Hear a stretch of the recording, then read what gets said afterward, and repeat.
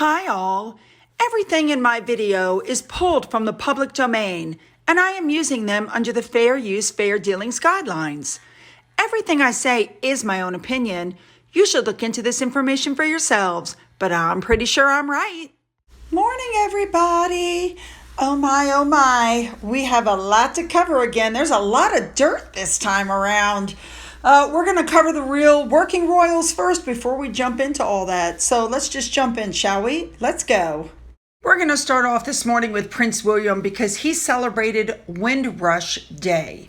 And it was the 75th anniversary of the arrival of the over 1,000 Caribbean people who came on the Empire Windrush ship in 1948.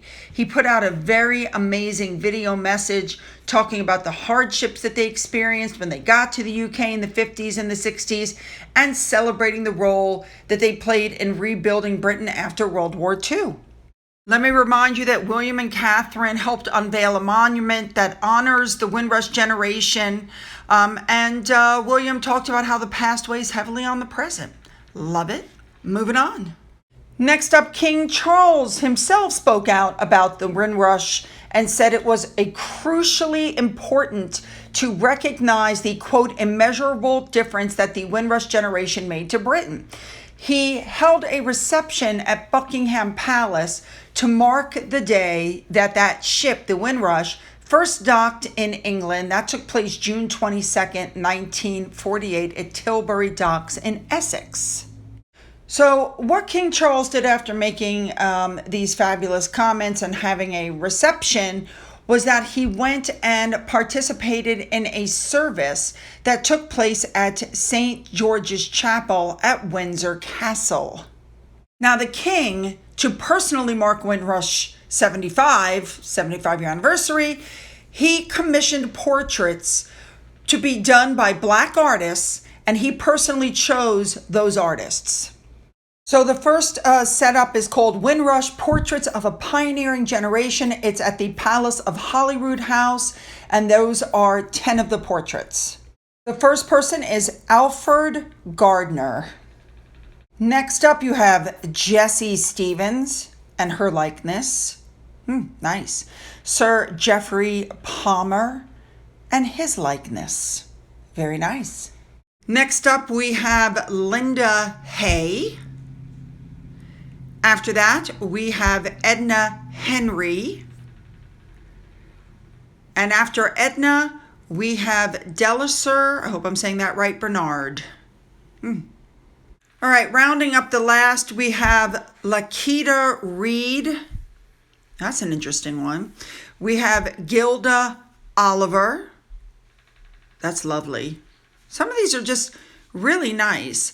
And finally, this person's picture was copyrighted. And finally, we have Carmen Monroe. This is an interesting sculpture with the lights. Wow.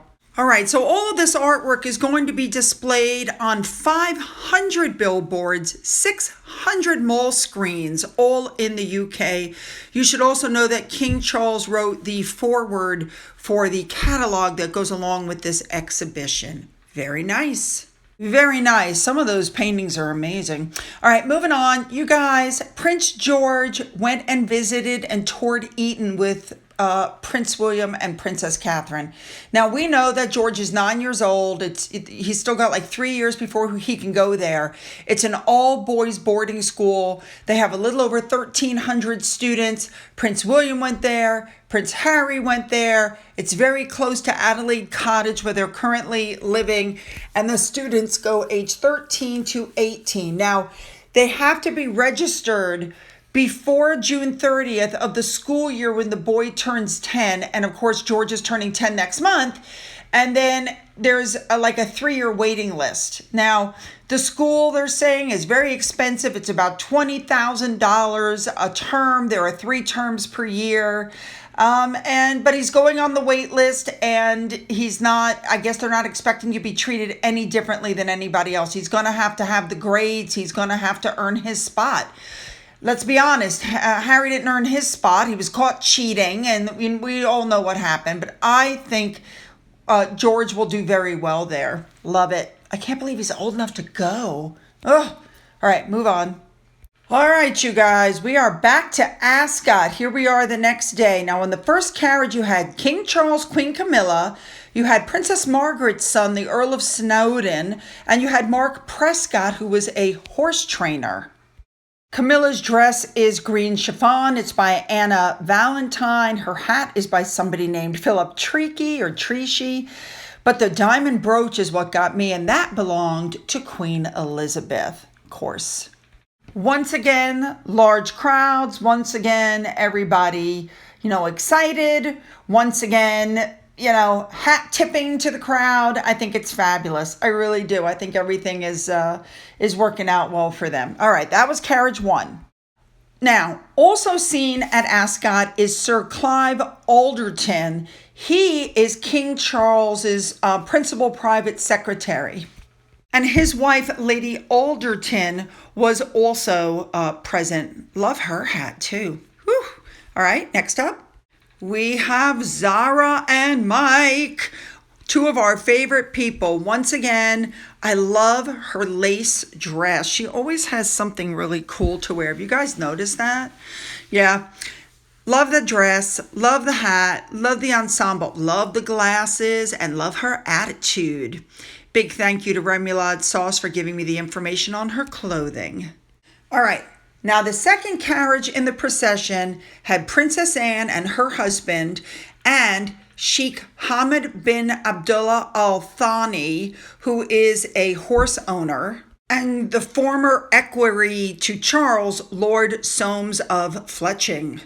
All right, the third carriage had Princess Margaret's daughter, Lady Sarah, and her husband, Daniel Chatto, and also Colin Chilsom and Baroness Chilsom, who is one of the companions, ladies in waiting to Camilla. All right, carriage number 4, you have Carolyn and John Warren. They were the racehorse managers for Queen Elizabeth, and Rachel and John Gosden, which are racehorse trainers. So you guys know the drill. The carriages stopped. They got out. They milled about. They spoke with the family, kisses all around. And then, there was a big race coming up. And I think that Charles and Camilla wanted to get up and out as quick as possible. So the second they were done greeting everybody, they went straight up to the royal box and they got their race card, information out, and they were paying very close attention to what was happening with the races. All right, we're going to move on next to, you guys know one of my favorite people, Secret Weapon Sophie. So she went and she brought her father, Christopher Rise Jones. He is 92 years old. How wonderful is that? So she was wearing another dress that's a little over 1,100 pounds. It's from a group called Suzanne, and it had a floral print on it, which I thought was very pretty. I also, once again, love the hat. But what I really love are the pictures of her and her dad together. How wonderful. Her father, by the way, just so you know, is a retired sales director for an importer of industrial tires and rubber goods. So he's worked his whole life and now he gets to go to Ascot and enjoy it with his daughter. I think that's very nice. And of course, just in case you're wondering about her outfit, a big thank you to Remoulade Sauce. Moving on. All right, here we go. Charles and Camilla had their first win ever at Ascot. They were both extremely overcome with emotion. The horse's name was Desert Hero, and he won the King George V race. Oh my goodness. The Queen would have been proud. They had 2 losses yesterday, then they won. Now, Zara Tyndall said, and I'm quoting, "It's bittersweet to think how proud and excited the Queen would have been for them." I completely agree with that. To have a winner for Charles and Camilla and to keep that dream alive. And besides all that, what a race. I agree. The couple's trainers said that they're absolutely thrilled. They've been looking forward to Ascot for a long time. And it's very important for the horse racing that the King and Queen enjoy it. We all know how Queen Elizabeth loved horses. She got a pony named Peggy from her grandfather, George V, when she was 4 years old. And she had her love for her horses right up until the very end. Now, the Duke of Kent, who, by the way, is 87 years old, was the one who presented to them the trophy. I just think that's all. I'm glad to see him out and about. I've told you guys before, for a man of his age, I think that's just fabulous. Look how proud and happy Charles is. You know, this had to be like one of his defining moments, you know. First time at Ascot as king. He knows how much his mother loved the sport. Yeah. So they went down, they saw the horse that won, they saw the jockey that won, and I think that this picture says it all. Good on for you, Charles. Moving on. Really quick, I saw this. Remember Susan Hussey, the lady that was accused of being a racist? You know, the one who does small talk, and that girl Marlene from Sister Space accused her of being racist and said all these horrible things about her. And then the palace had her over where they had a talk. She received her apology. And then a few months later, she went on TV and said she didn't get her apology. Remember? And she tried to dig the whole thing up again, but it just kind of fell flat. Well, anyway, it looks like she's back in the fold. Here's a picture. She was at the coronation of King Charles. And I think Sister Space and Lady Hussey came off looking horrible, especially after she jumped back into the fray, asking for yet another apology, even though she'd already received multiple apologies. You haven't heard a word from her since. Moving on. All right, here we go. Jeremy Clarkson did a column in the paper, and I just love the fact that right in the middle of the paper, notice his name is at the top, but right in the middle of the paper, it says, "You're going to lose this war with the royals, Meghan, and you're going to lose big." Yeah, she's pretty much already there. All right, moving on. All right, you guys. Now, lots of you really quickly asked me about Harry collapsed. Well, this is the article, and supposedly this is not the Montecito Journal. Somebody else put up that the Montecito Journal reported Harry and Meghan had a fight and Harry collapsed and had to be taken by ambulance to the hospital. But when you go to look it up in the Montecito Journal, it's not there because it's fake news. He was not taken to the hospital. He did not collapse. And of course, in case you didn't notice, this news was released on Prince William's birthday. Yep. Moving on. All right. Next up, thank you to Megan's Mole for finding this information. I don't know where she finds her stuff, but she always gets it all. Anyway, apparently Harry and somebody else has they partnered with somebody for Centabale. They're going to play polo. It's in Singapore. So Harry's going to go to Singapore, I guess. And let me tell you something. They have very strict drug laws. I don't care if he is Prince Harry. If he tries to bring his marijuana into that country, they will arrest him. They will jail him. You don't get a pass because you're Prince Harry. Oh, my goodness.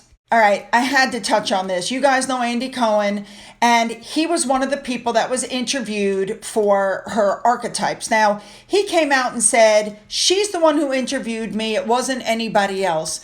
But let me tell you what he did not say.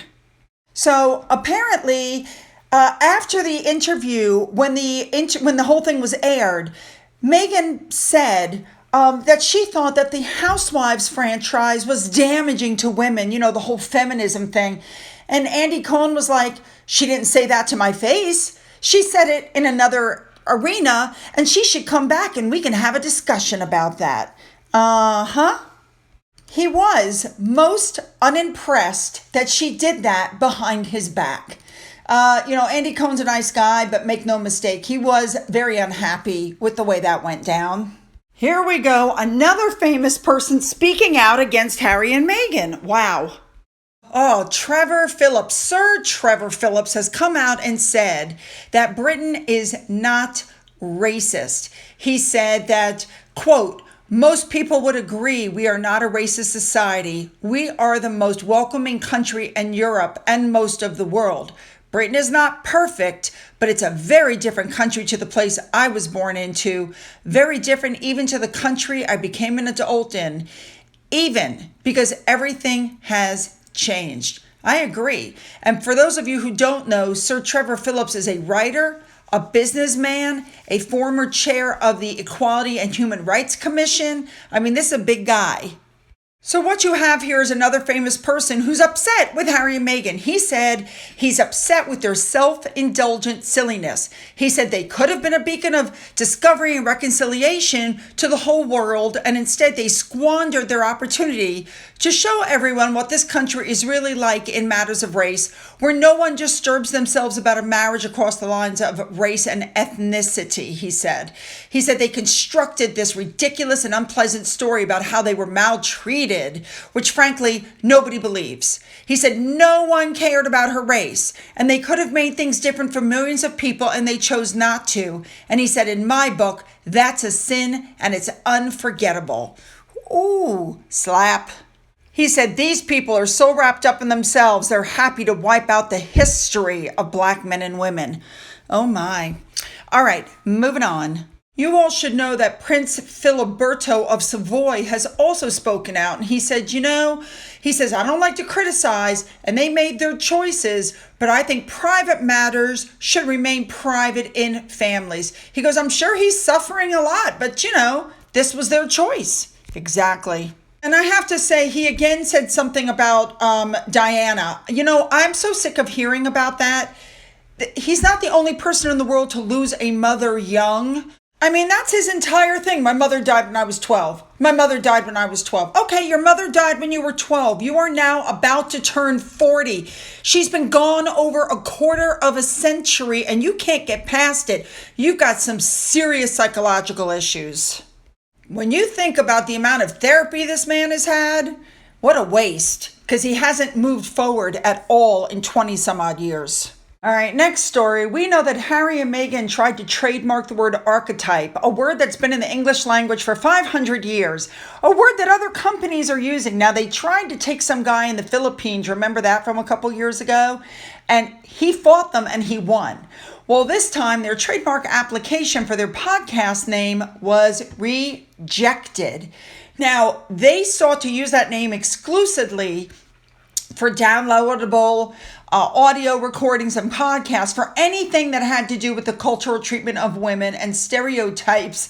But it was refused because there's an Arizona firm called Archetypes LLC, which sought exclusive use of this word in 2015 for books and articles about nutrition and fitness, etc., etc. So their attorneys, Harry and Meghan's attorneys, have applied for 3 months to try to, redo the application. By the way, they both also forgot to sign it.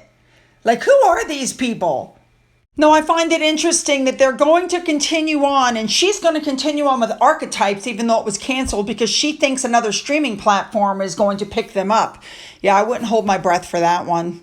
All right, next up, you guys remember forever and a day ago that Meghan and Harry went to Gunthy Ranker. Those are the people that do those infomercials and sell the high-end celebrity-based products. Well, it's coming out now that that's what Meghan's going to do next. I got to be honest, I wouldn't buy any of her beauty products. What is she selling? Bronzer? How to make yourself go from white to black? Really?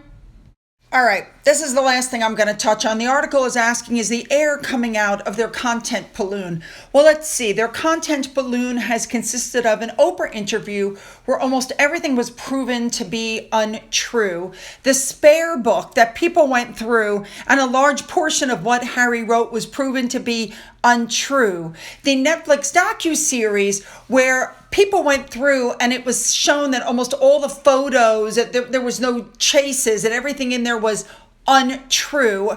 That the Spotify, where all they did was lie and take swipes at the royal family, and now the royal family has cut them off. Yeah, I'd say they're dead in the water. All right, you guys. Put those comments down, make them good. What do you think about the whole trademark thing? And what do you think about what Andy Cohen said? Make those comments, put them down, make them good. Don't forget to hit the subscribe button. If you've already hit it, double check, make sure you're still subscribed.